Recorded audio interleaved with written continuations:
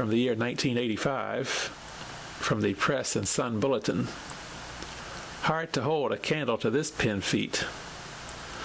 Bowling a 240 game has become so ordinary a number anymore that it gets no more attention than a federal deficit in the low billions. A 240 is too low to make the current designated cutoff of the Evening Press Men's Classic League honor roll.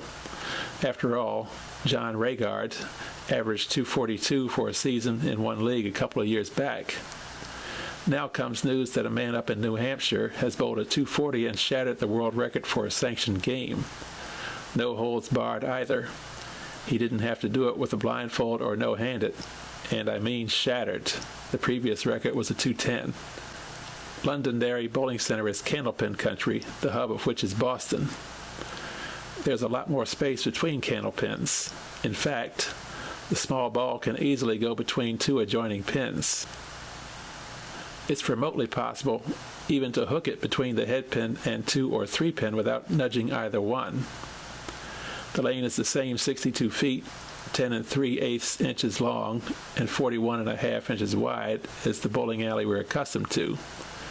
The pins, tapered about like a thin thermos, are about an inch taller than our 15-inch 10 pins, while only 2.83 inches at the belly compared to the immense 4.76-inch target we and most of the nation shoot at. The ball is even more radically different. No holes and only 4.5 inches in diameter to 10 pins is 8.5 incher. Controlling it is, to put it mildly, an advanced art. A 140 average is sensational. Jerry Montmany's 240 game at Londonderry began with a double, then after an open frame and a spare, he had 5 straight strikes, 2 spares, and a final strike. Sound a little dull?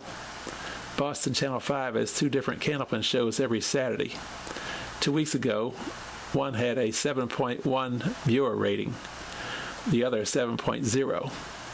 The PBA Tour's weekly finals on ABC TV later in the afternoon drew 5.4 on the same channel.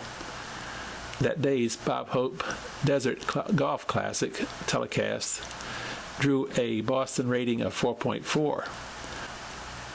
The Lyndall Connors Volvo Masters semifinal, a 2.3. Second-ranked Duke's basketball game against Washington, 1.4. SMU in North Carolina came in with 3.5 the next afternoon. The only higher Saturday sports ratings in Boston were the Celtics game that night, a 9.2, and ABC's Wild World of Sports. Everyone to his own thing,